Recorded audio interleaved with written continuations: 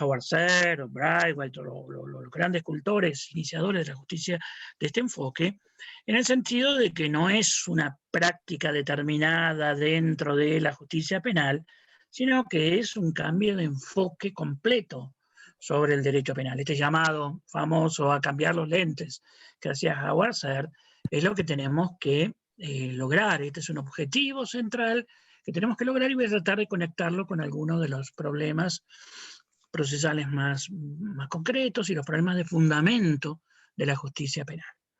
Para poder, digamos, ahondar en este cambio de enfoque, yo creo que tenemos ciertos obstáculos conceptuales, tenemos ciertos obstáculos en las herramientas o en la práctica que giran alrededor de ciertas herramientas y tenemos ciertos problemas de cultura organizacional que vamos a tener que afrontar. Voy a ver si puedo ir señalando con mayor rigor los problemas que hay en cada uno de ellos.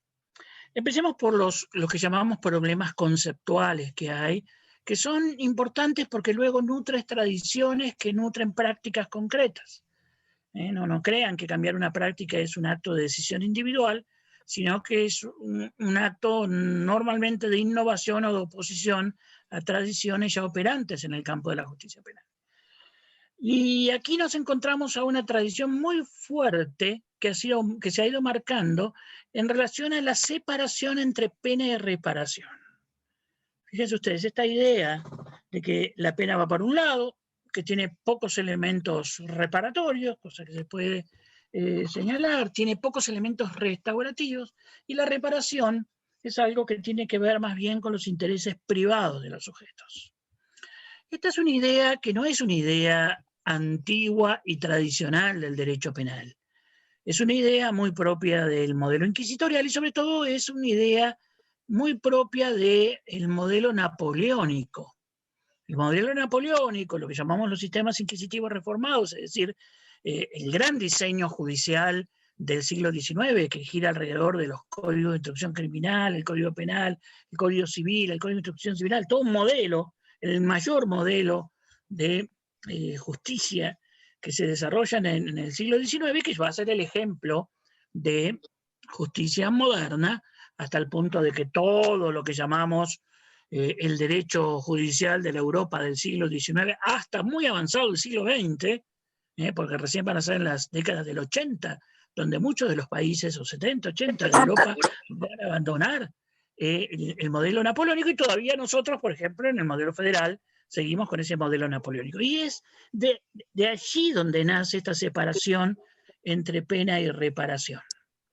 Hoy día tenemos que retroceder en esta visión. Yo insisto mucho que no se pueden entender los nuevos sistemas acusatorios, los de primera generación, como Buenos Aires, los más avanzados, como los patagónicos, o los que hoy día tienen elementos de una o de otra generación de reformas, no se lo puede entender si pretendemos utilizarlos con el aparato conceptual elaborado en los sistemas mixtos.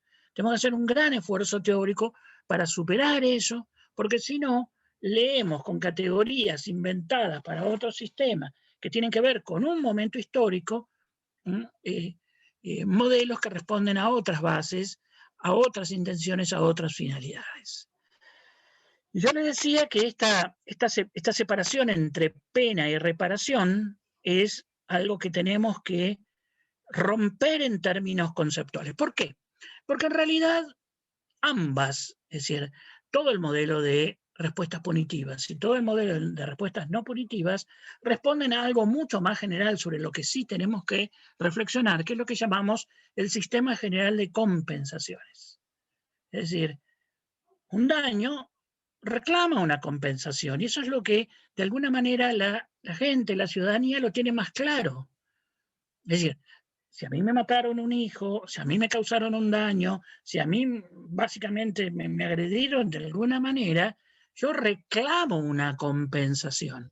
Reclamar una compensación no es pedir venganza, es también, y esto no me voy a detener acá porque es también una larga nota al pie que habría que hacer, como va a ser el mismo modelo de napoleónico de principios del siglo XIX el que va a utilizar la idea de venganza para referirse a la búsqueda de compensación del que sufre.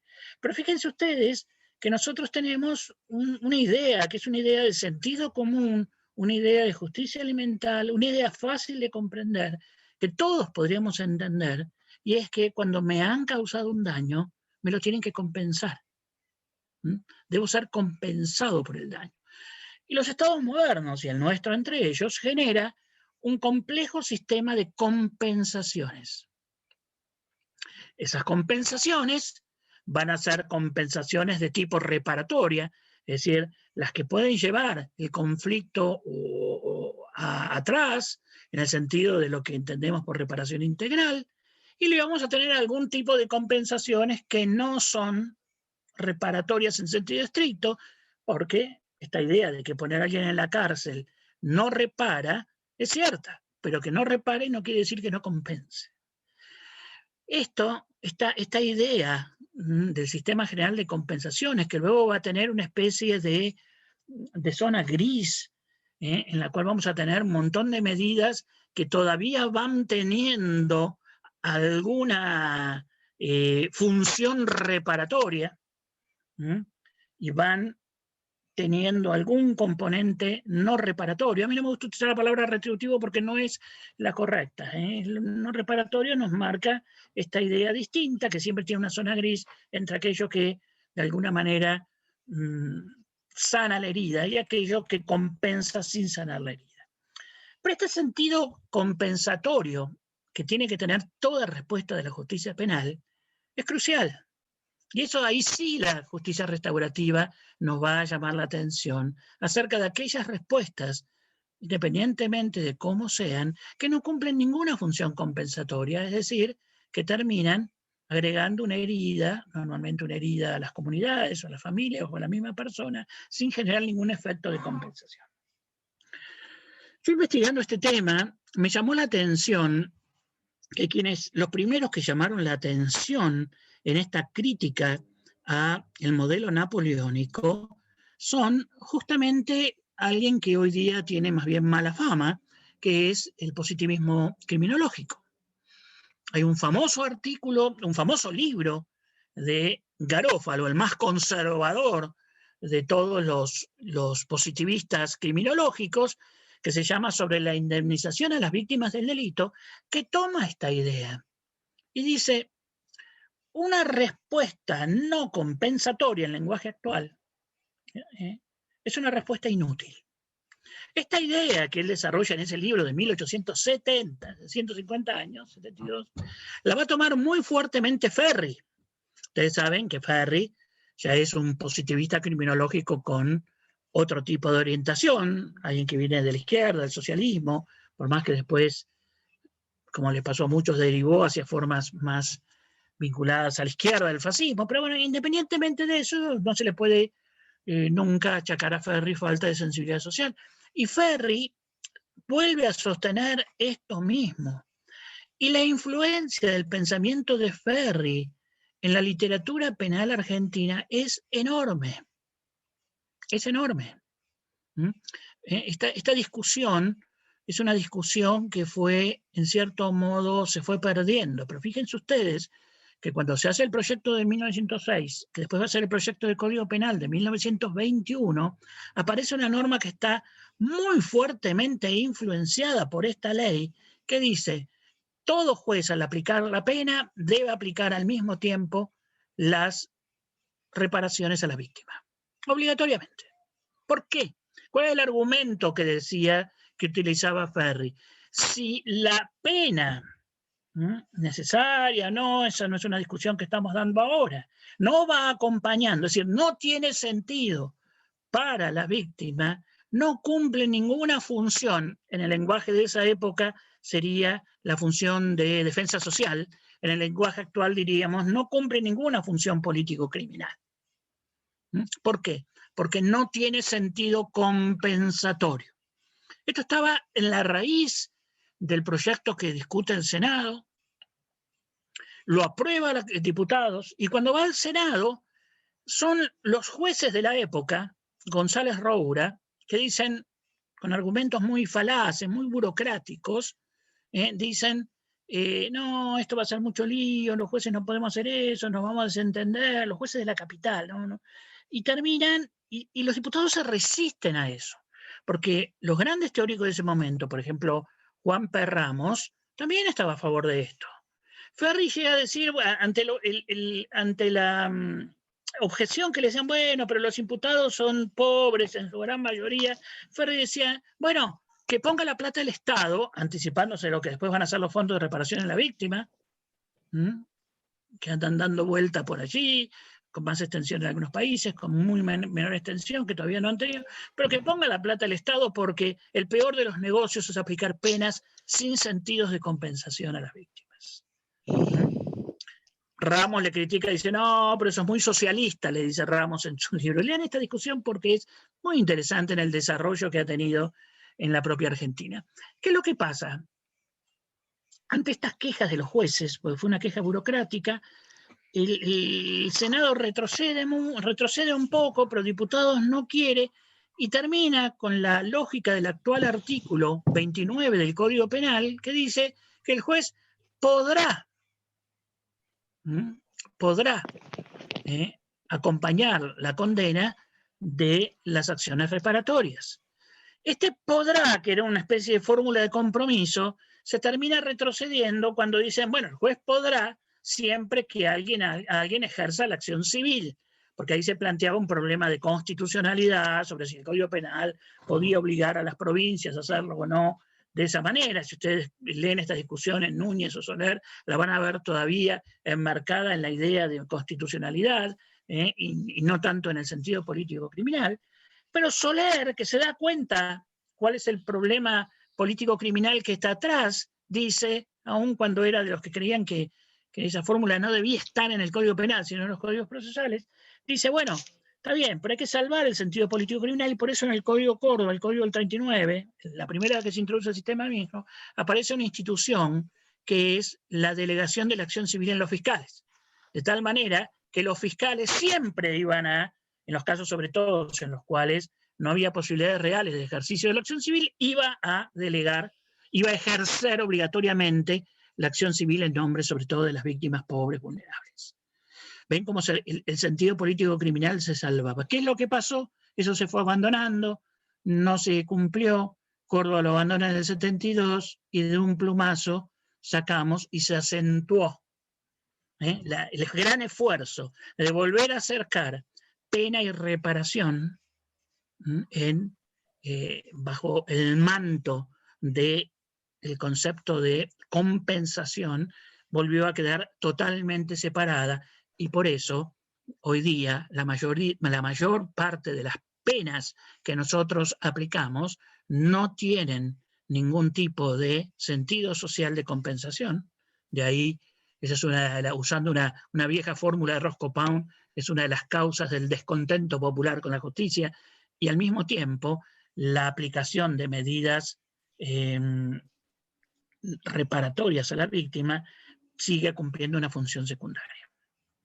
Cuando empieza el proceso de reforma, estamos hablando de mediados de los 80, ya en los 90 se consolida en nuestro país las primeras versiones, entre ellas Buenos Aires, aparece una nueva discusión sobre esto, quizás no con toda la claridad que había tenido en el siglo XIX, pero sí en el sentido de que había que romper las relaciones entre el viejo molde de ejercicio de la acción civil y el ejercicio de la acción penal, que ese molde napoleónico no servía para que la justicia penal cumpliera funciones sociales positivas.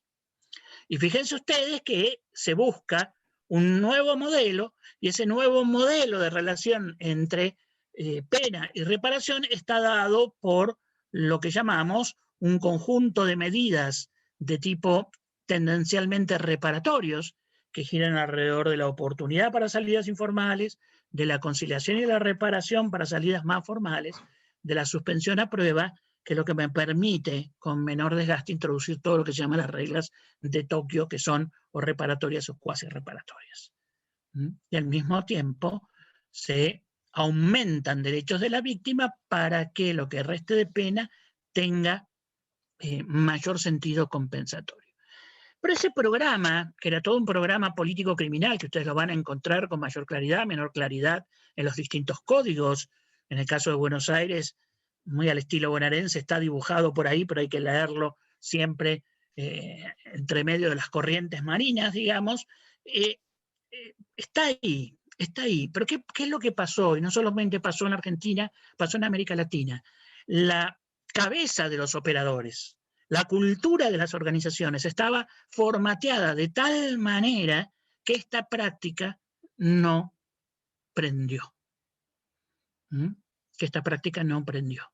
Y nos encontramos con que la vieja decisión político-criminal napoleónica de una pena que no tiene sentido político-criminal y una reparación que realmente había que ser una especie de gladiador para conseguirla, no quedó totalmente ratificada en la práctica. Hoy ya tenemos absolutamente claro en toda América Latina que aquí tenemos uno de los grandes núcleos problemáticos de la justicia penal y que si no cambiamos esto, las chances de construir legitimidad para el futuro se ven dificultadas en grado extremo. Por lo tanto, el primer obstáculo conceptual que tenemos que ver es el de la relación entre pena y reparación y los nuevos modelos de conjunción, tal como simplemente esbocé. El segundo obstáculo conceptual que tenemos gira alrededor de una de las dualidades centrales que hay atrás del debate entre sistemas, del viejo debate entre sistemas inquisitivos y el sistema acusatorio, que es lo que conocemos o siempre explico como lo que llamamos el derecho penal del conflicto y el derecho penal infraccional. En esto he escrito bastante, pero quien lo expresa con mayor claridad esta disyuntiva es Foucault en La verdad y las formas jurídicas y en otros trabajos, que es de donde todos lo hemos tomado. Estos son dos modelos. En el derecho infraccional, que es la matriz genética del sistema inquisitorial, el delito es desobediencia. La relación es una relación de obediencia-desobediencia entre el titular del poder, el monarca, el Estado, el orden público, el soberano, pónganle el nombre que quieran, y quien ha osado infringir ese mandato, ese imperativo. Esto claramente, por ejemplo, Foucault muestra cómo este es el origen en el siglo XIII, es el origen de lo que va a ser luego la configuración inquisitorial de la justicia, comenzando por el derecho canónico, después yendo hacia las justicias civiles de los estados modernos. Pero el derecho es básicamente el derecho, el delito es una desobediencia, con lo cual, digamos lo que digamos, finalmente se trata de un juego entre el Estado y el imputado. Y fíjense ustedes cómo esa práctica existe y existe, reaparece y reaparece y se reconfigura. El punto, y lo más peligroso aún, es que todavía hoy tenemos algunos cultores de la dogmática penal moderna que siguen insistiendo en que esto es lo que el derecho penal debe hacer. Que el cometido del derecho penal es asegurar la obediencia a la norma, asegurar la lealtad a la norma. Es decir, ustedes lo van a encontrar con lenguajes modernos, creyendo que porque se trate de legislador democrático no sigue cambiando lo mismo. Hace algunos años también investigando estos temas me encontré, fíjense, con unas páginas de Soler, en un librito que se llama Bases Ideológicas de la Reforma del 60, donde Soler decía que esto era la cuestión fundamental, que si el derecho era derecho infraccional y el delito de desobediencia, ya estábamos en un modelo que no era el modelo que él pretendía poner para el derecho penal. El otro modelo es el de el derecho penal del conflicto, donde básicamente tengo un conflicto que gira alrededor de la idea de daño. La idea de daño es una idea que si el derecho penal no la vuelve a conservar, se vuelve absolutamente ficcional y artificioso. porque el daño, es decir, nosotros nos cuesta, aún los cultores del derecho penal del conflicto van a hablar de perturbación del bien jurídico, afectación del bien jurídico, cuando en la legislación tradicional, en el sistema de responsabilidad civil, la clave es el concepto de daño. Si hay algo que funda la ilicitud y el sistema de responsabilidad de nuestro ordenamiento jurídico, inclusive en el nuevo Código Civil, es el concepto de daño. Después podemos discutir muchísimo alrededor del concepto de daño. El daño es alrededor de lo que gira el conflicto, que es una disputa sobre bienes, una disputa sobre posiciones, una disputa sobre roles, una disputa de lo que ustedes quieren, pero que gira alrededor de una situación que es vivenciada como dañosa por alguien.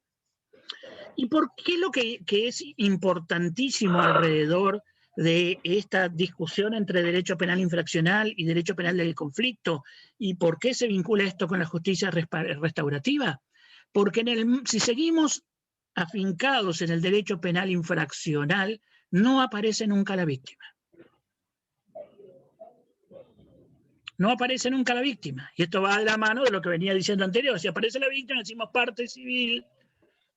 En cambio, en el derecho penal del conflicto, este conflicto que es una realidad social alrededor del daño que se ha causado y que aparece inmediatamente como un sujeto, nosotros a veces lo hemos llamado sujetos naturales, sujeto de sentido común, el ofensor y el ofendido, y la víctima y el daño, que gira alrededor del daño. Aparece inmediatamente la figura de la víctima como portador de un interés. El concepto del daño está vinculado a la afectación de un interés, y el interés lo soportan siempre sujetos humanos o sociales. Aquí tenemos que hacer un paso más en esta discusión sobre derecho penal del conflicto y derecho penal infraccional, porque una vez que estamos en el derecho penal del conflicto es necesario volver a repensar la idea de víctima. Nosotros solemos creer o nos manejamos con una dualidad que luego se convierte en una práctica extensa en la justicia penal. Creemos que está la víctima individual y la víctima, y luego pasamos directamente al orden público, la sociedad, conceptos propios del orden infraccional. Y tenemos la víctima individual. No, esto no es así. El concepto de víctima se extiende a muchos tipos de intereses dañados. Yo, por ejemplo, trabajo con 7 niveles de víctima. Hay casos y hay conflictos que van a dañar a la víctima individual, otros van a dañar a grupos, otros van a dañar a familias más extensas, vamos a tener daños que afectan a colectividades más pequeñas, como puede ser un barrio, otros vamos a tener daños que afectan a comunidades más grandes, como puede ser todo un municipio, vamos a tener daños que afectan a una provincia entera, daños que afectan a la Argentina, y hoy día hasta reconocemos daños que afectan los intereses de toda la humanidad, como son los delitos de lesa humanidad. Yo trabajo con 7. Aquí también, fíjense ustedes que ha habido un problema con la primera victimología. La primera victimología, la vieja victimología, la de Mendelssohn y todos ellos, estaba tan preocupada por hacer nacer este conocimiento nuevo sobre la víctima, que hacía un reflejo con la criminología. Entonces estaba mucho más preocupada por estudiar cómo la víctima participaba en el delito, provocando, generando, un montón de categorías, que estudiar la naturaleza de los distintos procesos de victimización. Esto ya no es así. Hoy día, a partir de los trabajos de Piano, la moderna victimología hace esto, pero en realidad el único que trabaja claramente con distintos niveles de víctima, sin abandonar el otro enfoque, es, a mi juicio, Neumann. Elías Neumann es el único que tiene esto, con lo cual volvemos a tener este tipo de problemas en el desarrollo. Hoy, quienes mejor estudian el problema de los distintos niveles de daño y de afectación de intereses no están en el derecho penal, sino están en los estudiosos de las acciones de clase. Cuando ustedes estudian las acciones de clase, inclusive ya a partir de Alavi tenemos fallos alrededor de esto, pero toda la literatura de las acciones de clase nos va a hacer un montón de disquisiciones entre distintos tipos de grupos, entre intereses homogéneos, entre capacidad de gestión. Básicamente, el nivel de cohesión del grupo, el nivel de homogeneidad de los intereses afectados, la capacidad real de autogestión de esos grupos, son las tres variables que usa la literatura de las acciones de clase, y el proceso penal es siempre una acción de clase. ¿Por qué? Porque vamos a tener distintos niveles de víctimas afectados. Esto se está manifestando hoy día de un modo muy claro, por ejemplo, en la violencia de género. Obviamente voy a tener siempre una mujer víctima, en el 99% de los casos. Voy a tener un grupo o una familia afectada por eso. Voy a tener a veces colectivos más grandes. Voy a tener al colectivo mujeres afectadas por eso, que no quieren que se normalicen prácticas. Y esto genera distintos niveles de intereses dañados. Otra de las decisiones que toma la nueva legislación procesal penal latinoamericana es romper con el modelo napoleónico de exclusividad del Ministerio Público en la acción y en la gestión de los intereses para abrir la trama de intereses que pueden peticionar cosas en el proceso penal. Por eso se abandona la idea de querellante adhesivo, se abren formas de querellante individual, colectivo, grupal, institucional. Fíjense ustedes que tienen hoy día una trama muy abierta, con muchas dificultades todavía para llevar esto adelante. Esto tiene un fundamento distinto que está en el reconocimiento de que yo siempre tengo intereses tutelados. Lo que voy a tener son distintas estrategias de gestión de los intereses tutelados. Y voy a tener distintas estrategias de articulación de los distintos intereses tutelados en esta comunidad de víctimas que es el que se da en la gran mayoría de los casos del proceso penal. ¿Cuál es el problema que tenemos esto? ¿Por qué este obstáculo conceptual no es meramente teórico? Yo en general los problemas así meramente teórico-académicos no me atraen mucho. Bueno, porque detrás de esto está la configuración cultural del Ministerio Público Fiscal. Cuando se da, ustedes saben que el Ministerio Público Fiscal no es una institución propia de los sistemas acusatorios, es una institución francesa, cuya discusión está también en 1808, bueno, entre 1793 y 1808, cuando se está redactando el modelo mixto, hay una discusión tremenda alrededor de la figura del Ministerio Público, con dos vertientes. Los que decían, tenemos que hacer del Ministerio Público, tomar la vieja figura del Procurador del Rey, que era una figura inquisitorial, y quienes decían, no, esa figura no, tenemos que generar abogados de las víctimas. Las fiscalías responden al pueblo, no al rey. Este debate es un debate que se termina saldando en favor de la concepción conservadora de la Fiscalía como procurador del rey. Por eso los fiscales pertenecían también al Ministerio de Justicia en Francia. Uno de los grandes comentadores de esta historia y de la legislación francesa, que es Faustin Elie, el gran comentador a mediados del siglo XIX de los códigos de la instrucción francesa, el Código de Instrucción francesa, iba a decir, y de ese modo, la vieja institución del procurador del rey se salvó en Francia. Van a ser los norteamericanos que andaban en ese entonces rondando alrededor de la Revolución Francesa y sobre todo los sectores más hoy les diríamos, los sectores más jacobinos, más de izquierda de la Revolución Norteamericana, los que van a llevar la figura del Ministerio Público como una forma de ayudar a las víctimas, pero lo van a tomar en el sentido que ahí tienen, y por eso el fiscal norteamericano, el que después se va a extender, porque después el sistema inglés mucho más adelante, prácticamente hacia finales del siglo XX, va a tomarlas. También el procurador de la corona tiene una historia más compleja, pero bueno, pero el procurador al estilo norteamericano, que insisto, lleva en su genes también muchos de los componentes del sistema inquisitorial, pero siempre está vinculado a la comunidad, por eso es selectivo, es parte de la carrera política. A ningún fiscal norteamericano se le ocurre que puede ejercer su oficio en contra de los intereses comunitarios o en contra de los intereses de los sectores victimizados. En América Latina y sobre todo en la Argentina, nosotros tomamos la tradición francesa de los fiscales, como procuradores del rey, defensores de la legalidad, defensores del Estado, finalmente, de los intereses generales, y por eso hoy el principal obstáculo práctico, organizacional que nosotros tenemos para la instauración de una lógica restaurativa en la justicia penal está en el Ministerio Público Fiscal. ¿Mm? Y podemos permanentemente aumentar los derechos de las víctimas y nos encontramos frente a este gran obstáculo que genera una especie de imposibilidad del Ministerio Público de entenderse como gestor de la tutela judicial. Y esto genera un problema enorme, porque nunca dejo de insistir en algo que me parece que es uno de los grandes problemas políticos del presente. Hay un principio que yo creo que todos sostendríamos porque tiene un enorme valor político, que es el de la prohibición de la autotutela.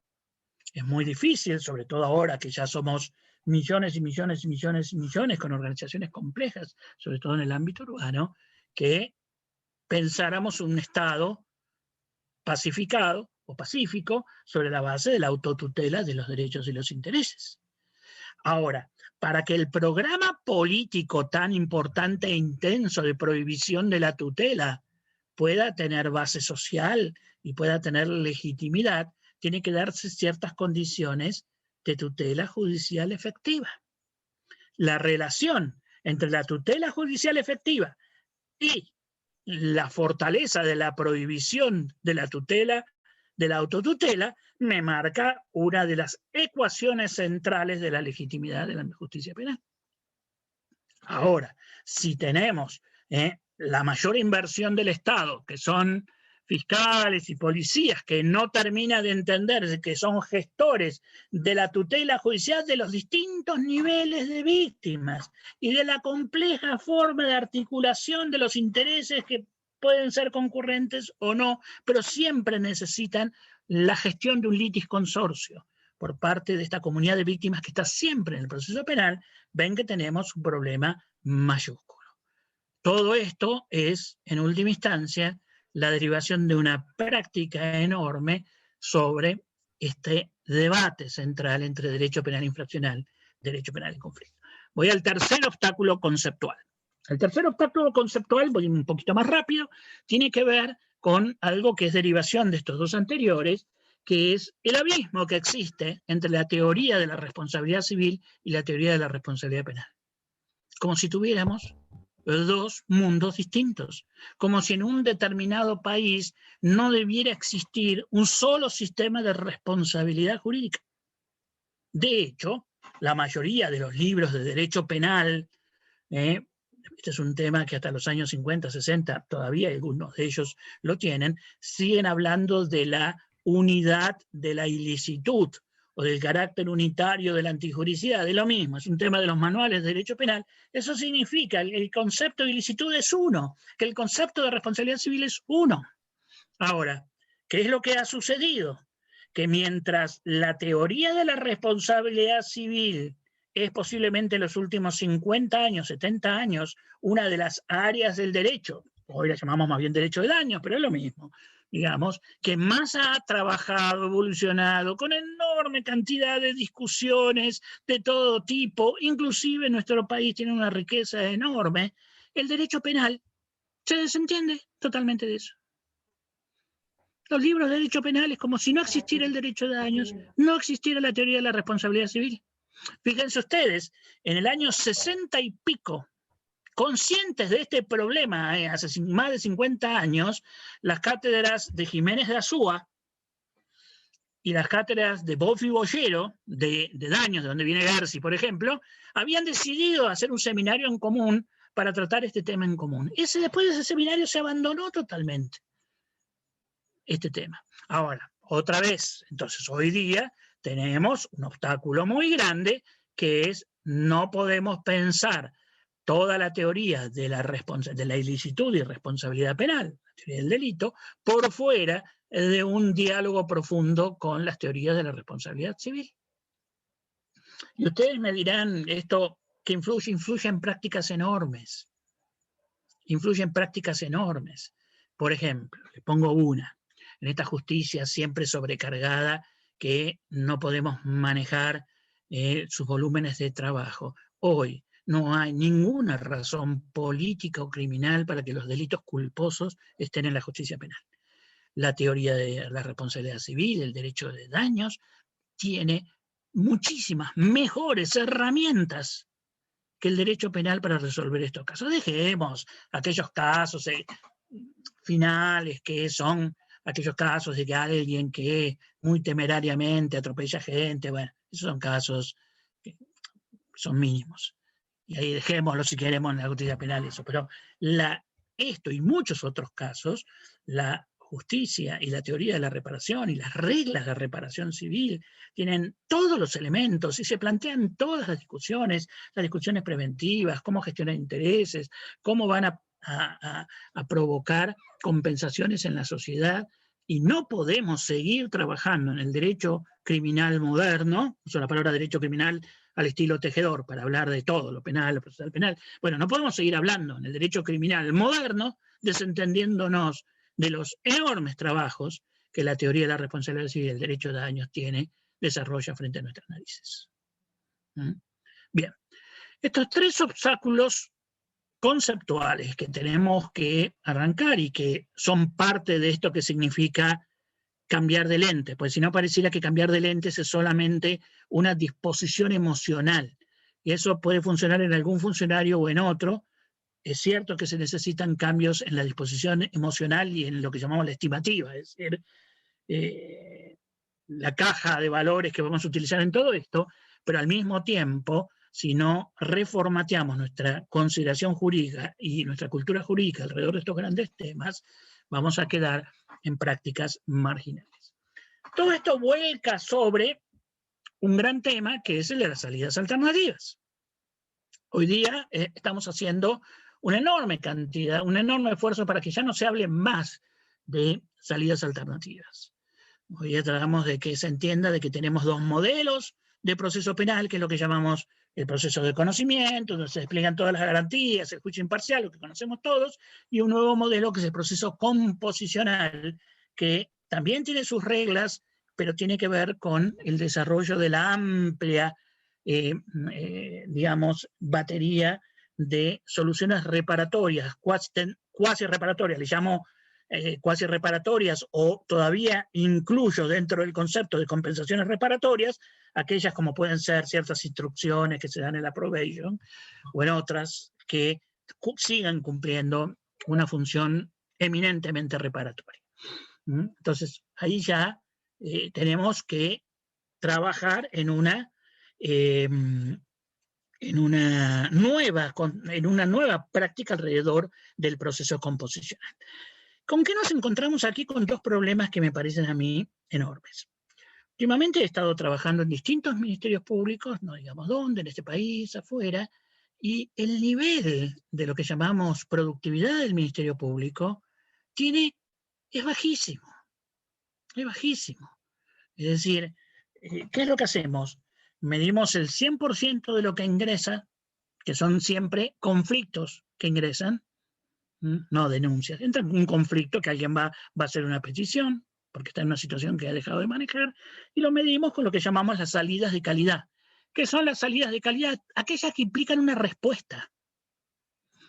Una condena, una absolución, un sobreseimiento, una suspensión a prueba, un acuerdo reparatorio. Básicamente esas son las 5 grandes salidas, digamos, de calidad, en tanto implican una respuesta. Eso es. Bueno, si ustedes me dicen, no me pidan ahora rigor, pero eso lo estamos analizando en muchos ministerios públicos, en general, o hay una gran cantidad de ministerios públicos que sumada a la totalidad de las salidas de calidad no llegan al 10%. ¿Qué pensarían ustedes de una institución a la cual el 100% de los casos, el 90% no dan ningún tipo de respuesta.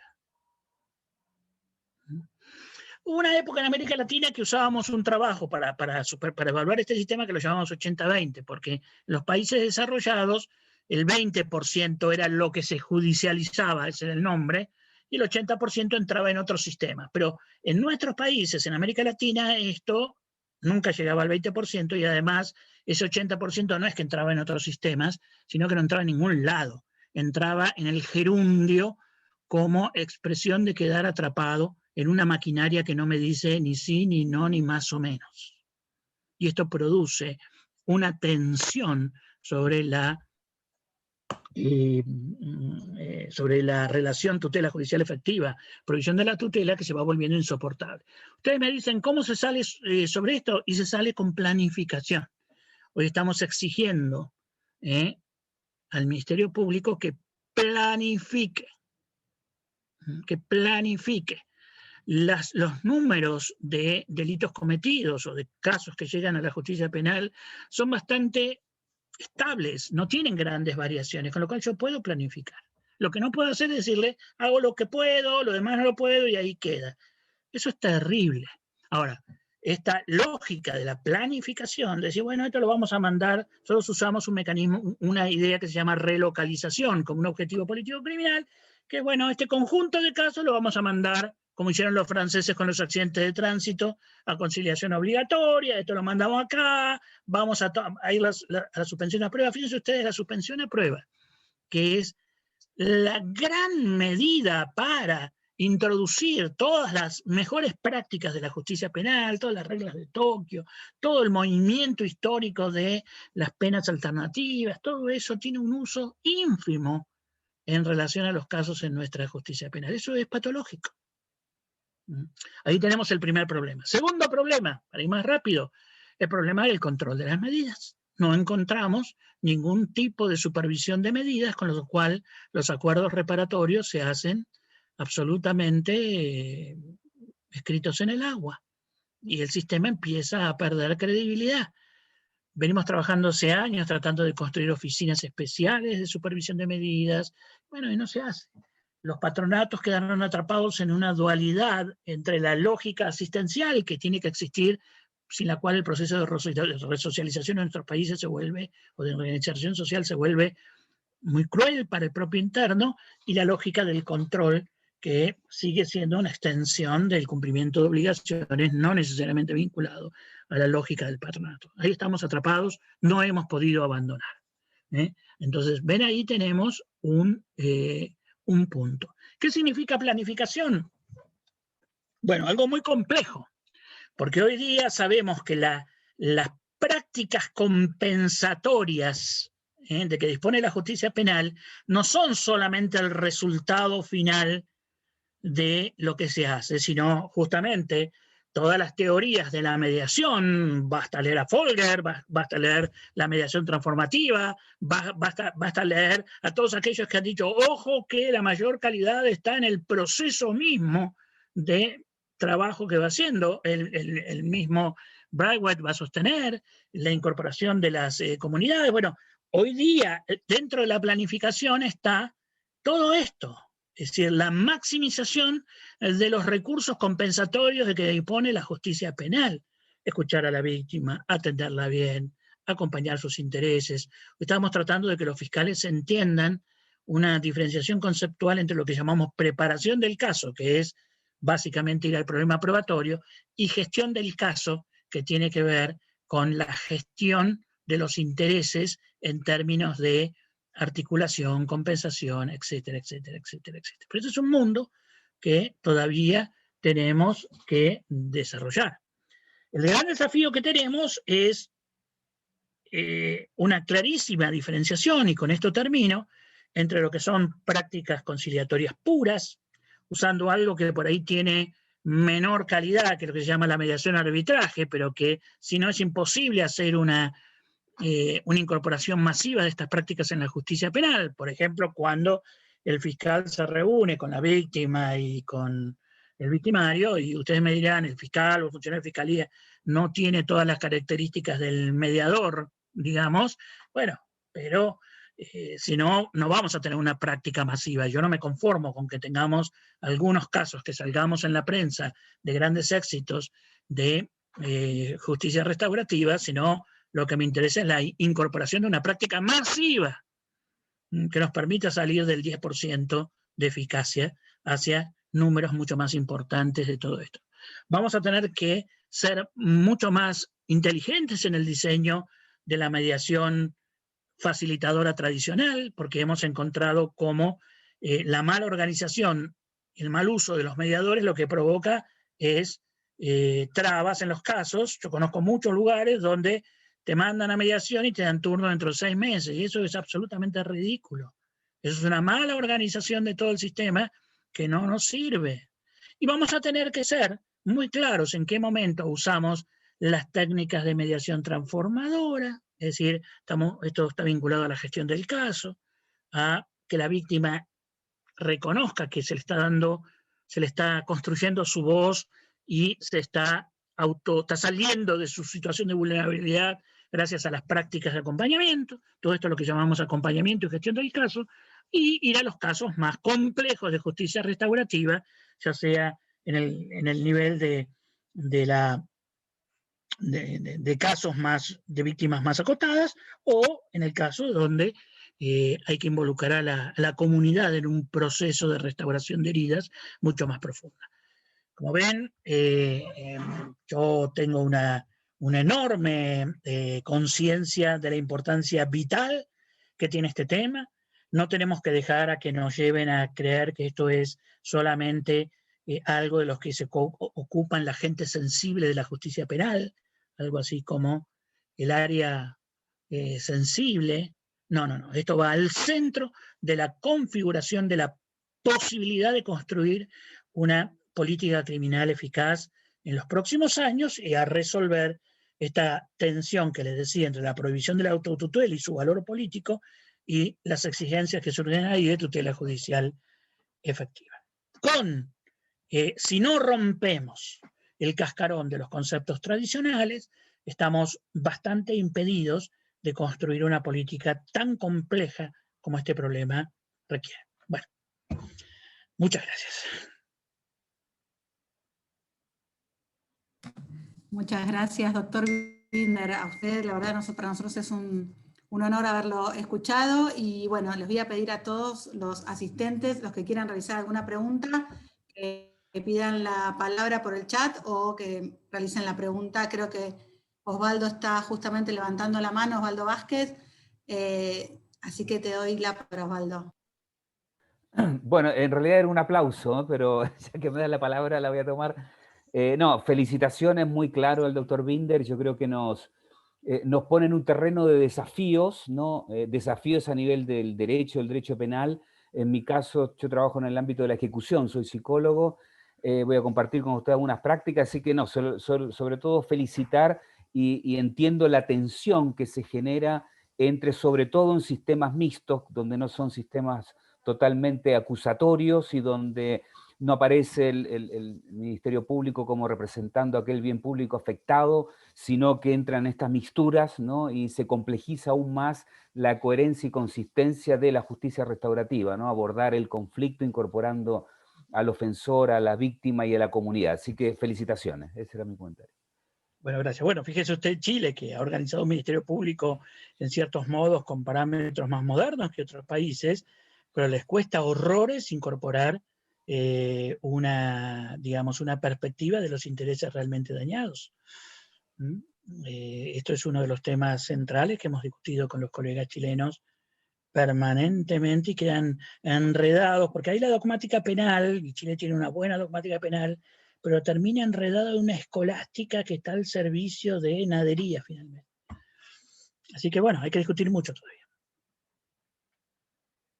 Doctor, hay una pregunta de Fabiana Bom que pregunta si en términos de género hay estadísticas o experiencias diferentes respecto al uso de estos mecanismos. Bueno, este es un debate de los más interesantes. Nosotros en INACIP tenemos un grupo que dirige Eliana Arduino que está trabajando permanentemente en esto. Yo creo que se ha hecho una utilización muy perversa del fallo Góngora, porque bajo la idea de que no se pueden utilizar medidas, suspensión a prueba, y que todo debe ir a juicio, los datos muestran que no va nada a juicio, va muy poco, y el resto queda enganchado en un nuevo proceso de victimización en la maquinaria burocrática de la justicia. Esto no quiere decir que haya que salir rápidamente y creer que volver a la otra práctica que repudiamos, donde la mujer estaba obligada a soportar. Pero en el medio de eso está el diseño de un montón de formas muy fuertes de supervisión, de control, en las cuales se escuche la voz de la víctima. Ahí hay hoy día uno de los problemas principales que tenemos, que es violencia de género, como un problema muy profundo de la sociedad, porque va acompañando el proceso de emancipación de la mujer, tan claro, tan profundo, es donde hay que sentarse a pensar muy claramente estos problemas. Pero me parece que se construyó una trampa donde se usó una interpretación bastante sesgada de Belén do Pará para esconder todo bajo la alfombra y pensar más que nada en evitarse la responsabilidad de asignar, de construir soluciones que son muy complejas.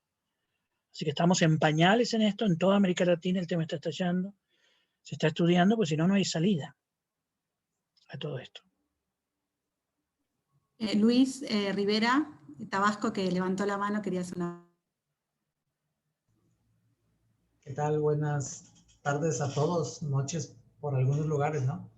Les mando un saludo desde México. Me encantan estos temas de justicia restaurativa, de medios alternos, porque nosotros en México, desde el 2008 tenemos una reforma constitucional que instauró y abrió la puerta a poner en el mismo plano la llamada justicia alternativa y la justicia jurisdiccional.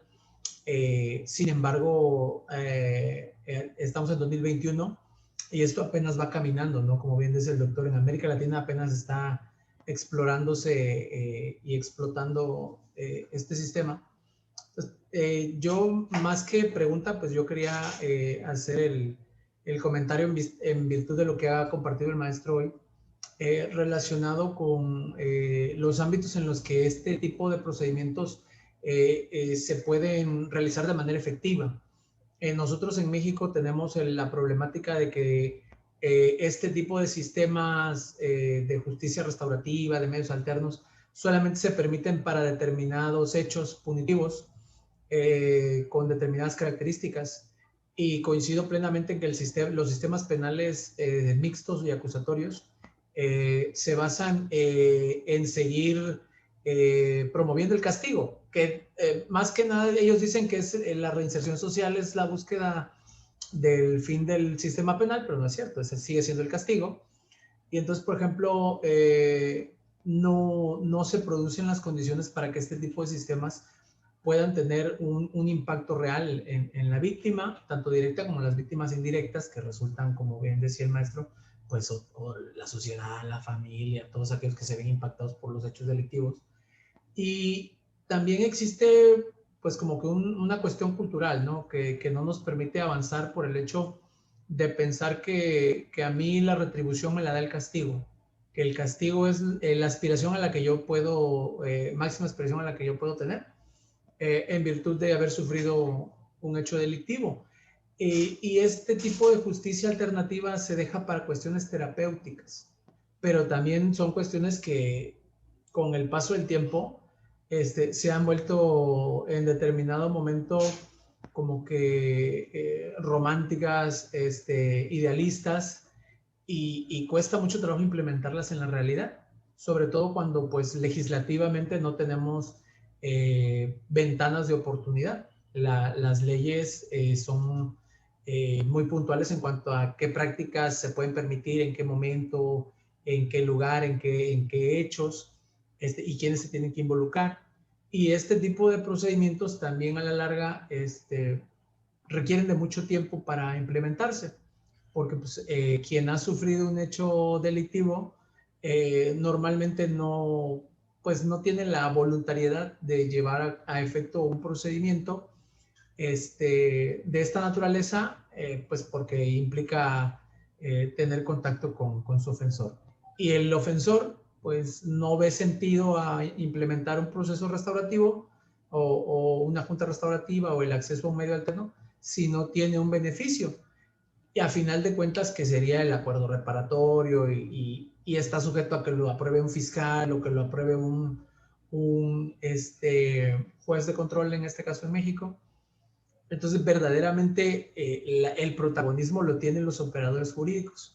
O sea, la voz no la tiene la víctima, la voz no lo tiene el ofensor, la voz siempre la sigue teniendo el juez, el fiscal, el abogado defensor. Entonces, yo soy muy apasionado de estos temas y me gusta mucho tener estos encuentros y les agradezco mucho el haberme dejado participar. Saludos. Bueno, Gracias, vos Luis. fíjate que en México, que su código procesal tiene buenas herramientas para hacer una política de este tipo, pero es decir, recién en los últimos años están produciendo el proceso de modificación de las viejas procuradurías en las nuevas fiscalías. Inclusive en Tabasco, me parece que recién están reorganizando su propia fiscalía. Y ahí tenés un obstáculo burocrático inmenso, esa reconversión de las viejas estructuras del Ministerio Público y de sus agencias de investigaciones a los nuevos parámetros del Código Procesal Nacional es un esfuerzo enorme. Conozco varias fiscalías de MIDO y están haciendo un esfuerzo enorme. Y por supuesto yo creo que, miren, esto, si quieren ustedes, es un poco arbitrario, pero yo creo que tenemos que tener hay que empujar nuestros sistemas a que el estándar sea que por lo menos en los próximos años, no estoy hablando mucho más allá, en los próximos años, la cantidad de respuestas de tipo reparatorio en sus diversas modalidades constituya por lo menos el 30% de casos con autores identificados. Porque el autor no identificado tiene otro tipo de tratamiento que también entran a jugar ahí compensaciones comunitarias, pero de otra manera y otro tipo de diseños. Pero si yo creo que estamos muy lejos del 30%, es ahí donde tenemos que empujar todo nuestro trabajo. Y creo que tenemos que tener un parámetro para medir qué tan lejos estamos. Bueno, hay otra pregunta que estaba por el chat de la doctora Lucrecia San Martino y después seguimos con Judith. Sí, doctor, un placer escucharlo, realmente. Muchísimas gracias. Quería preguntarle dos cuestiones. Una, si usted piensa que los procesos de justicia restaurativa tienen que estar limitados a los delitos leves o aquellos de contenido económico, o se puede aplicar a cualquier delito, incluso a los más graves, por un lado, y por otro lado, la pregunta iba al tema de la oportunidad de hacer un procedimiento de justicia restaurativa. Porque hay quien entiende que, o por lo menos en el trabajo nosotros vemos que hay quien entiende que únicamente se va a justicia restaurativa cuando esta va a ser alternativa al proceso tradicional. Entonces la pregunta es si puede aplicarse juntamente con el proceso tradicional, por ejemplo, para pacificar un barrio antes de llegar a un juicio, o incluso después de la condena, para que constituya un tratamiento penitenciario eficaz y para darle una mejor respuesta a la víctima. Claro, lo que pasa es que tenemos, yo tengo la mirada más amplia, pero tenemos que abrir el aparato, el nomenclador, porque hay una cierta confusión alrededor de a qué le llamamos justicia restaurativa. Es como yo le decía, vamos a tener ciertos casos muy masivos, llamémosle de simples conciliaciones, donde el funcionario o una oficina de las fiscalías, como existe en otros lugares ya del país, se encarga de provocar un acuerdo rápido, lo más rápidamente posible y consistente, con mucho protagonismo de los abogados y de las partes. Eso, por ahí el estándar de esos acuerdos es menor, pero me permite ser masivo.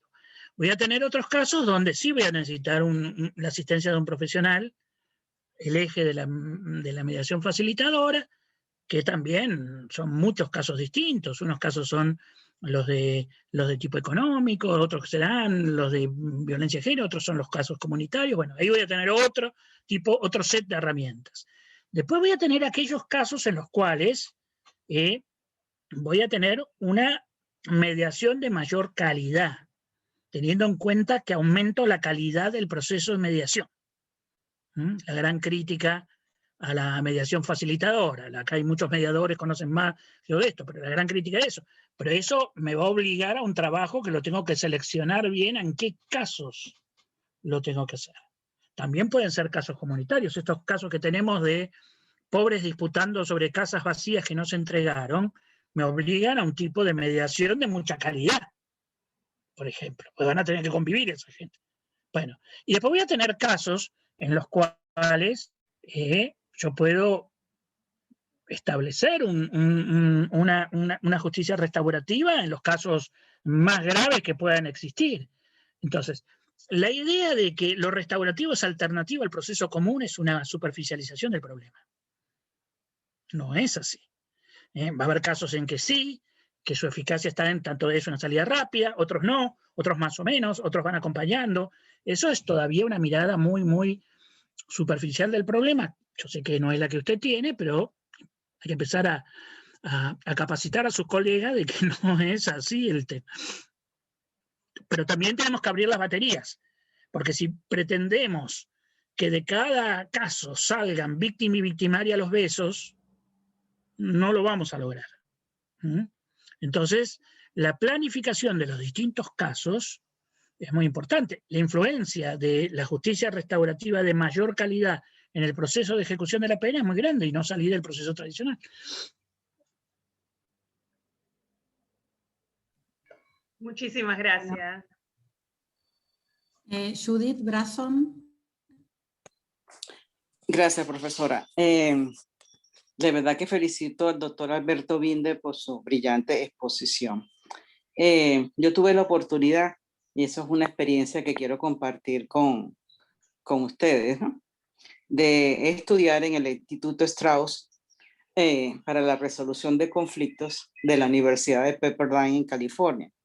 California es casi que una de las cunas, ¿no?, de la mediación, o donde mayormente se practica la mediación en todo lo que son los Estados Unidos. En especial, existe un centro de mediación en materia penal juvenil, donde la mediación la practican mediadores voluntarios. Y esta mediación se hace en 2 niveles. En delitos menores que cometen, o sea, lo que cometen los menores de edad, se hace con el padre, la madre, la víctima y el mediador, que es el que hace la mediación, se llegan a acuerdos y luego se le imponen al infractor determinados trabajos comunitarios o cualquier tipo de compensación. Pero también hay una mediación en aquellos casos que llaman mediación familiar, cuando los menores se encuentran en situación de peligro o en situación donde han delinquido o se ve que pueda existir problemas de que eventualmente puedan delinquir, y entonces se trae la mediación, es entre el joven que presenta problemas y su familia, para ver qué está pasando en esa casa. Y eso lo hace justamente pues un mediador. Esos son los niveles. En esa institución para la cual yo trabajé, que estaba adscrita a la Corte de Los Ángeles y que tenía el reconocimiento de la Corte de Los Ángeles, no solamente existía ese programa, sino también las mediaciones entre pares que se daba en las escuelas y en los liceos. Y sí, pues yo creo que es posible que exista la mediación. Alguien lo preguntó, y perdone, doctor Binder, que yo me sea tan atrevida de tomarme ese atrevimiento, pues, entrando en la redundancia, de contestar de que sí es factible la mediación en materia penal juvenil, pero en aquellos casos de delitos menores y no de delitos violentos. Porque en el caso donde nosotros hacíamos la mediación no se hacía en delitos violentos, sino únicamente en los delitos menores. Por lo menos esa fue mi experiencia. En Venezuela pues no tenemos nada de eso. Existe la conciliación al igual que hay en Argentina, y en materia penal ordinaria pues tenemos la suspensión de la causa prueba y los acuerdos reparatorios, que finalmente pues se aplican tan poco como se aplican en Argentina. Y no existe propiamente un modelo de fórmulas alternativas a la persecución penal. Nos falta mucho camino por recorrer. en ese sentido. Un abrazo y saludos a todos y gracias por su exposición, doctor Binder. Gracias. Una Ahora, pregunta más. si me preguntás, Celeste, voy a aprovechar para una cosa, porque tenemos que esclarecer. El uso, la mediación es algo mucho más amplio y distinto que el uso de las técnicas específicas de justicia restaurativa. Son dos cosas distintas. No podemos usarlos como sinónimo. Porque yo puedo usar técnicas de justicia restaurativa que están buscando siempre acompañar esta idea de compensación, esta idea de restaurar el daño, de que el resultado final sea un resultado donde la víctima esté compensada, que le hace, digamos, Braithwaite insiste mucho en el vínculo de la, restaurar también el vínculo entre la comunidad como exigente de conducta frente al imputado y el asumir la responsabilidad, es algo totalmente más amplio y distinto que no está limitado a los casos leves, al contrario. Es una herramienta, el uso de herramientas estrictas de justicia restaurativa es algo muy distinto a las baterías que utilizamos y que llamamos mediación, que son muchas de distinto tipo, y a lo que llamamos simple conciliación, o si quieren ustedes, conciliación arbitrada por el funcionario. Es decir, abramos el aparato porque si no, no vamos a construir. Miren que yo le estoy poniendo el parámetro, el estándar de que tenemos que lograr en no muchos años más que un 30% de, normalmente el conteo es de la mitad de los casos que entran, es decir, el 30% de los casos que ingresan con actor determinado, llevarlos a compensaciones reparatorias. Todos hay que llevarlo a compensaciones, reparatorias o no reparatorias, pero eso llevarlos a salida de tipo reparatorio, bajo cualquiera de sus modalidades. Si no abrimos, tiene que haber 10. Un buen sistema de justicia penal tiene 7, 8, 10 modelos distintos para provocar un acuerdo reparatorio o una suspensión a prueba. De acuerdo. Gracias, doctor. No. Perfecto, doctor. Bueno, le doy la palabra a la licenciada Sonia Dolte, que es quien había levantado la mano, pues está el doctor Peñañori y finalmente Rodolfo Gómez, y ya no abusamos más de la buena voluntad. Bueno, gracias Celeste. Hola Alberto, hola. Hola. Yo soy licenciada en Trabajo Social, formo parte del Cuerpo Técnico de San Martín, y un poco no sé si pregunta o reflexión, viene en el sentido de esta idea de enfoque restaurativo, esta idea de cambio de lentes.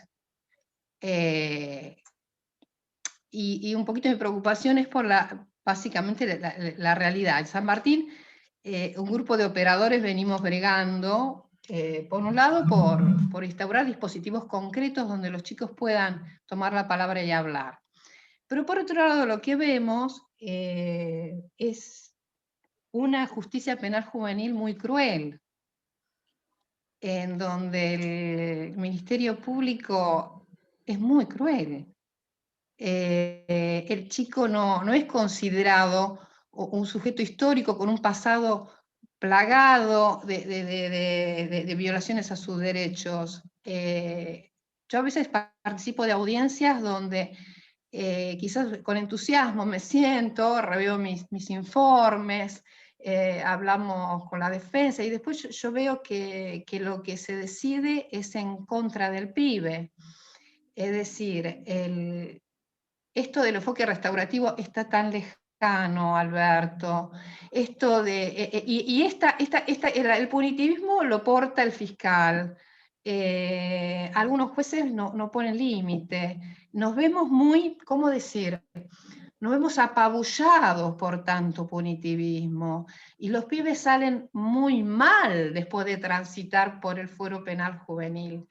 Entonces, bueno, no es que le estoy preguntando cuál es la solución, yo sé que esto es muy difícil, pero el tema yo creo que no es un cambio de lentes desde lo emocional, sino desde lo conceptual, desde la idea de qué es un adolescente, qué es el fuero penal juvenil, ¿para qué trabajo yo como operador en el fuero penal juvenil? Realmente yo creo que hay que un replanteo de los operadores del Ministerio Fiscal, de algunos magistrados. ¿Para qué? ¿Para castigar? ¿Para que los pibes salgan con la pena agotada? Digamos, yo estoy muy preocupada y de alguna manera escucharlo a usted, bueno, me dio mucha ganas de compartir con usted bueno, esta preocupación y quizás nos pueda dar alguna punta para seguir trabajando en nuestras mesas de trabajo, a ver cómo podemos seguir con esta cuestión y modificar algo.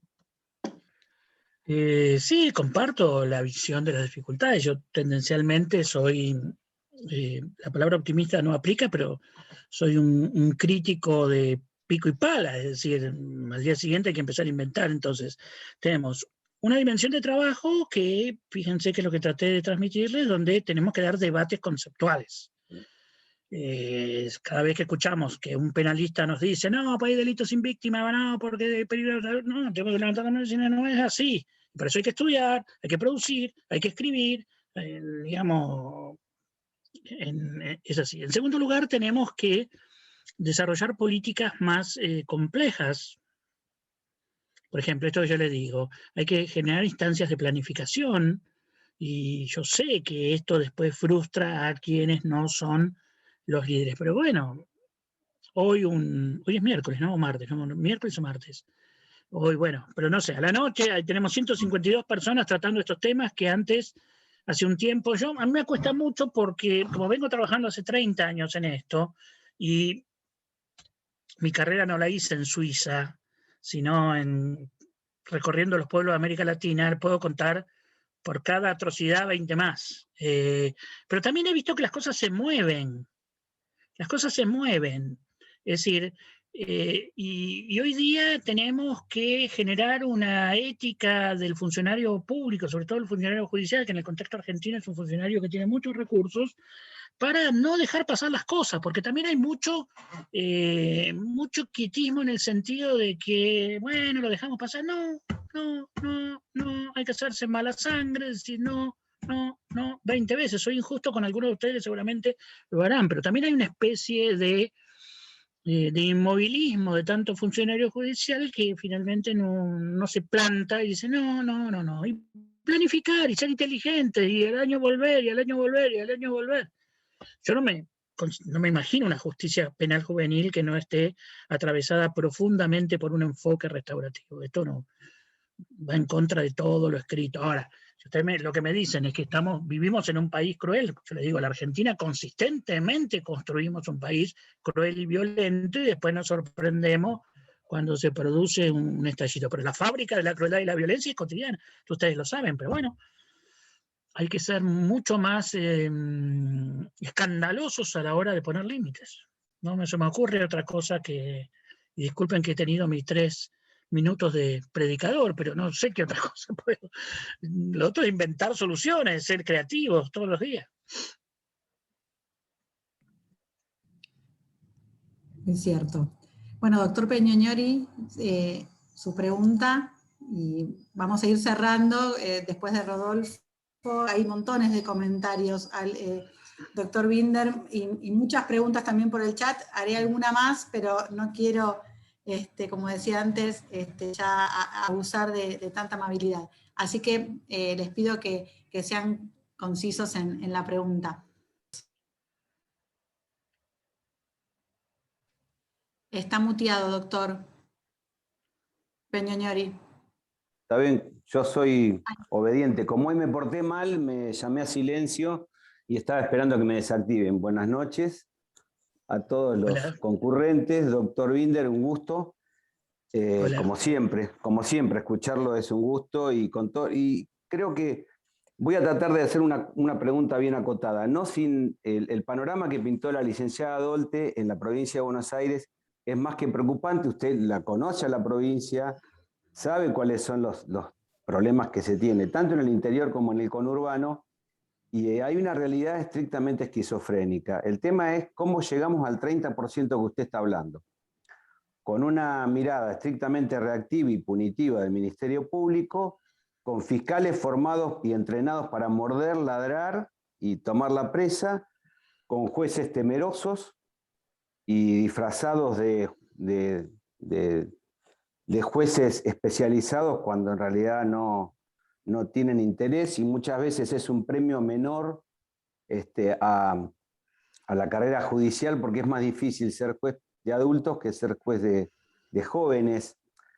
Hay más competencia, entonces los concursos, es más fácil llegar a un puestito con una regla de Beijing, con las directrices de Riad y con que, bueno, hijos todos tenemos, entonces es más fácil, aunque parezca risueño lo que digo.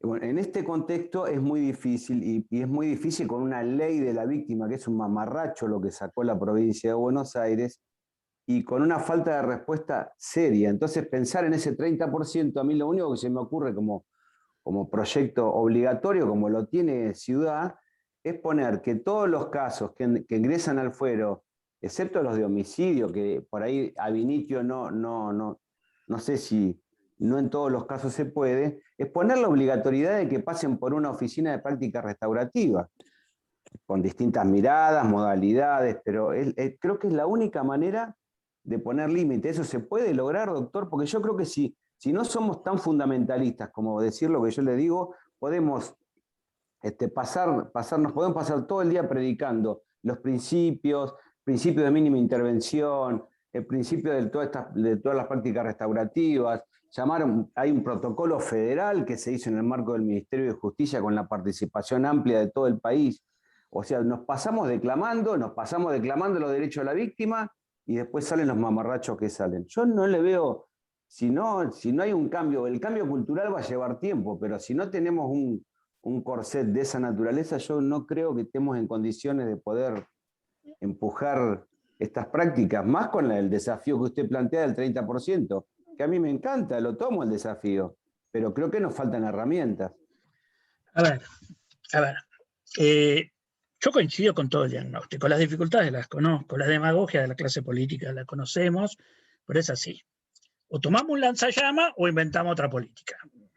Y muchos de ustedes me conocen, yo no soy suave en general en las críticas, pasan por los años y sigo pegando lo más duro que tengo. Pero luego al día siguiente hay que inventar la articulación de tres cosas. Grandes debates que no hay que dejar de darlos. Ustedes, aprecien en su justa medida actividades como esta. Son importantes, abrir las cabezas, discutir, dar. Hay que avanzar mucho más en esto, hay que dar permanentemente discusiones. Una de las cosas que aprendimos, por ejemplo, en el proceso de reforma es la tenacidad. Nosotros hace 30 años y seguimos peleando y seguimos. Uno tiene derecho a cansarse, pero aparecerá un chiquito más joven que otra vez está con la misma tenacidad. Acá la tenacidad es central. Y yo, si hay algo que traté de señalarles, es que esto es un tema que va al núcleo de los problemas que tenemos. Eso, segundo. Entonces, la mirada general hay que pelearla. Lo segundo, inventar las micro batallas. No se gana ninguna gran batalla sin dar micro batallas exitosas. Y ahí se necesita inventarlas todos los días.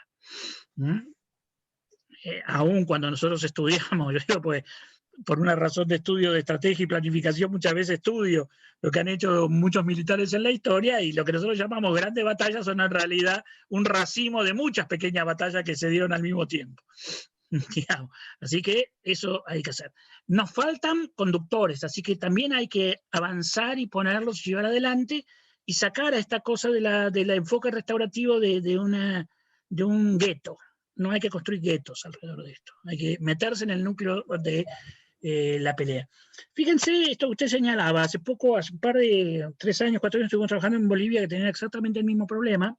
Y ahí volvimos a diseñar a hacerle un ajuste al sistema acusatorio con una idea que hoy hay que insistir mucho. Porque los diputados ahí estaban cansados del Ministerio Público y ellos mismos decían, bueno, está el mundo de los delitos. El mundo de los delitos es el mundo digamos, de lo que no va a jurado según nuestra Constitución, es el mundo del proceso composicional. Y después está el mundo de los crímenes. Por eso tenemos este grave problema, que ni trabajamos bien el proceso composicional, ni estamos trabajando bien los crímenes. El tratamiento de los homicidios que tenemos y los números que tenemos de homicidios son desastrosos.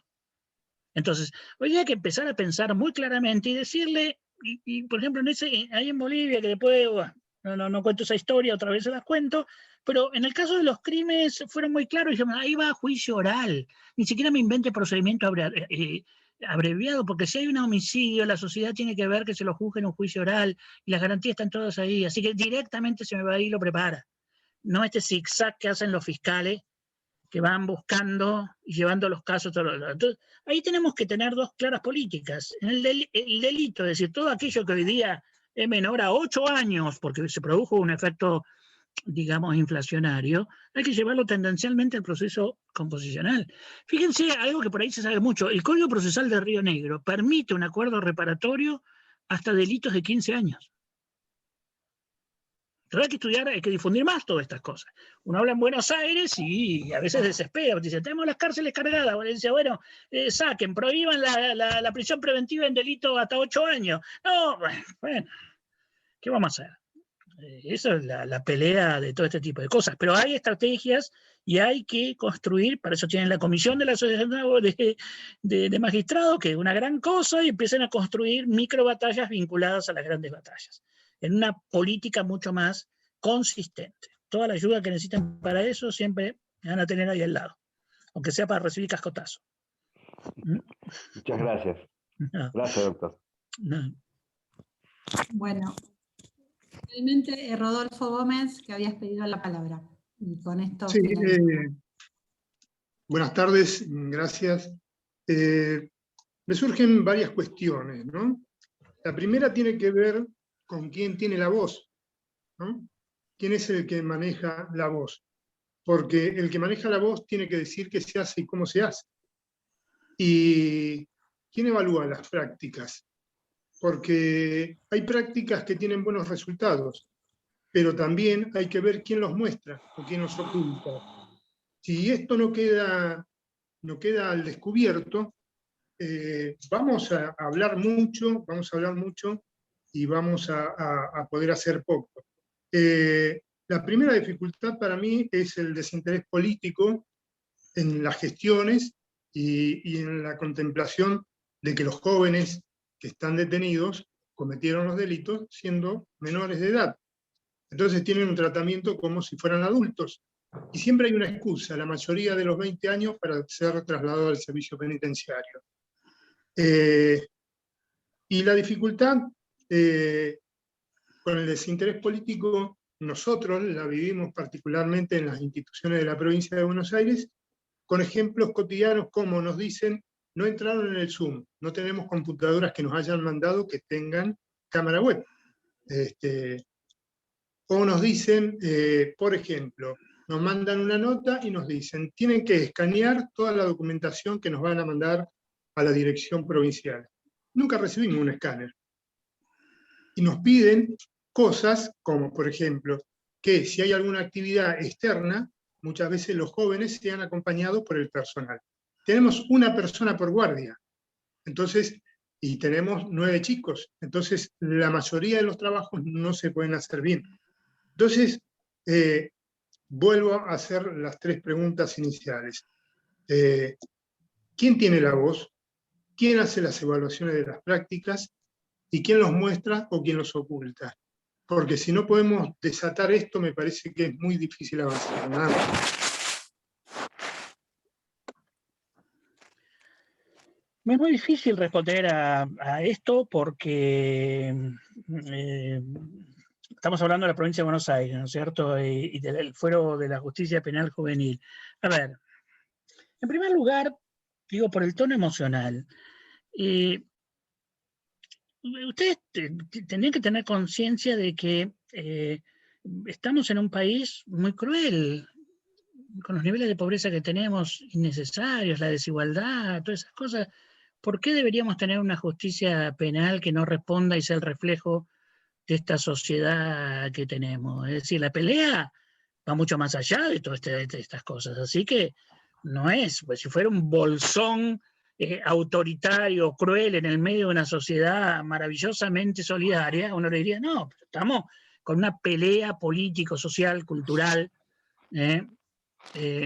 mucho más grande, que hay que darla y hay que pelearla. Y tenemos que ser coherentes entre nuestras opciones generales y el resultado. Dicho esto, tenemos un grave problema con los liderazgos judiciales. Hoy estamos dando una pelea porque uno de los problemas centrales que tenemos aquí son dos. Uno, los ministerios públicos y en el caso de Buenos Aires hay que hacer una reingeniería completa del Ministerio Público.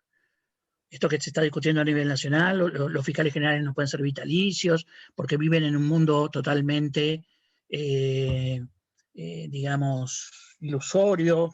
Hay una frase más vulgar para esto, pero no es el coso. Entonces, bueno, entonces hay que cambiar mucho. Lo mismo pasa con los fiscales departamentales.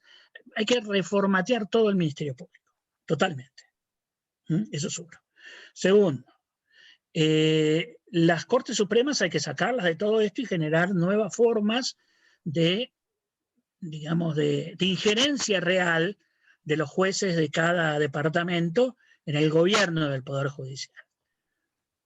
Si en el caso de Buenos Aires, si las autoridades de la Fiscalía viven en ese mundo irreal, llamémosle para ser elegantes el cielo de los conceptos de Yering, imagínense, la Corte Suprema bonaerense ya está un escalón arriba todavía de esa artificialidad. Entonces hay que romper todas esas estructuras, bajarlas a terreno, involucrarse.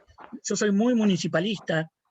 Para mí todo municipio tiene que tener un fiscal general que trabaje en conjunto con el municipio. Bueno, hay que hacer un reformateo muy claro y ahí van a empezar a aparecer los liderazgos judiciales que hoy son liderazgos muy negativos. Muy negativos. Segundo lugar, hay que poner números sobre la mesa. Acá tenemos un problema con las universidades, porque aquí pareciera que los abogados que mantienen y perduran todo este tipo de culturas provienen de los repollos y no son formados en las distintas universidades que se dicen críticas de todo el sistema y después salen alrededor de eso. Tampoco ahí tenemos otra batalla para hacerla. Las asociaciones de magistrados, acá voy a hacer lo que no se debe hacer, que es como hacen los curas, que retan a los que van a misa, digamos, porque no es el caso de ustedes. Las asociaciones de magistrados saltan en general cuando les tocan algún privilegio o sueldo y el resto no dicen nada y no tienen ningún tipo de queja sobre la configuración de esta medianía judicial. Bueno, no hay una bala de plata en esto, no la tengo, no existe, nadie la ha tenido jamás. No hay un solo ejemplo en la historia de una bala de plata para solucionar estos problemas. Con lo cual hay que empezar a diversificar. Ahora, ¿cuál es el ánimo para hacer esto? Bueno, luchar contra la violencia y la crueldad. ¿No les parece que esto es algo que define la vida de uno? Muchos de ustedes lo saben y lo hacen. Esto no hay, es un camino, no hay otro. Otra vez me pusieron en el lugar del moralizador, que es algo que le escapo permanentemente, pero me empujan ahí, ¿no? Digamos, pues, atrás de esto hay política, hay asustar a la sociedad, es decir, la víctima tiene más claro, nuestra dirigencia política convierte la voz de la víctima en una voz autoritaria muchas veces, después ya persona autoritaria, no es así, ahí tenemos una patología que tenemos que revertir. Ahora, también estoy cansado de escuchar a aquellos que dicen, no, la víctima es autoritaria, por lo tanto no tutelemos su interés, pero eso es ridículo. Entonces, hay mucho debate nuevo, con palabras nuevas que tenemos que hacer. Si no, quedamos atrapados en los círculos que no responden nada. No tengo más respuesta que eso. No hay bala de plata. No hay, no existe, no la espera. Ni viene el Mesías pronto, por lo menos. Bueno, llegó la hora de Sintonic, que me están llamando acá. Sí. Es el momento del final, volver a agradecerle, doctor. La verdad que ha sido un lujo, un privilegio tenerlo en la asociación y bueno, para todas estas personas que están sumamente interesadas en escucharlo. Así que renovar el agradecimiento, un aplauso final, agradecerles a todos y nos vemos el próximo martes. Bien. Gracias. Bueno, muchas gracias a todos. Ya saben que esto es más simple, es cuestión de insistir y ponerle una fecha y cuando necesiten ahí me tienen y nos vamos a discutir. Gracias. Muchas gracias, doctor. Chao, hasta luego. Gracias a usted, doctor Binder. Gracias, muy amable. Gracias. Y gracias a la Celeste. asociación por recibirnos. Bueno. Patricia, Celeste, gracias a todos. Osvaldo Vázquez estaba... Gracias por todo. Sí, ahí Osvaldo estoy. Vázquez Acá soy, Ronzoni, Peñiñori. Siempre tantos años. se me Estamos crucé la cada vez otra más vez con... jóvenes, Osvaldo. Sí, algunas canitas, ¿viste? Acá, de este lado de la cordillera no envejecemos por el frío. Qué gusto Estamos todos verte. iguales. Bueno, Igualmente. Un abrazo. Gracias. Nos vemos la un semana que viene. Un lindo desafío. Gracias. Gracias. Gracias, saludos a todos, muy amables. Gracias, buenas Muchas gracias, noches. Oscar. Chao, Celes. Chao, Oscar, Gracias a todos. Alilio. Adiós. Saludos, Osvaldo, desde el centro Hernán Émeres, de acá de Chile. Igual. Un abrazo. Celeste. Ahí lo escuché. Ah, ¿cómo estás, Matías? Nos vemos. Bien. Felicitaciones. Gracias. De todos lados del mundo. Sí, la verdad Buenas que sí, muy noches. contenta. Buenas noches. Excelente. Buenas noches, Mati. Casi como Igual para ti, Osvaldo. una linda Suerte, propuesta. gracias. Nos vemos Gracias, la semana Fabi. que viene. Bueno, que estés bien. Gracias. Chao. Por el comentario de todos. Adiós, adiós. Disculpa una consulta. Desde Chile, nosotros teníamos entendido que daba inicio esto a las 6. Parece que estamos equivocados con la hora, ¿o no? 18 horas de Buenos Aires. Sí, son las 5, es una hora Las menos 5 acá de en Chile. nosotros. Claro. Ahí está. Exactamente, nosotros vimos y estábamos confundidos. Ok, listo, muchas gracias. Nos vemos a la hora puntual esta otra semana. Adiós. Exacto. Buen día. Buenas tardes. Hasta Chao. luego.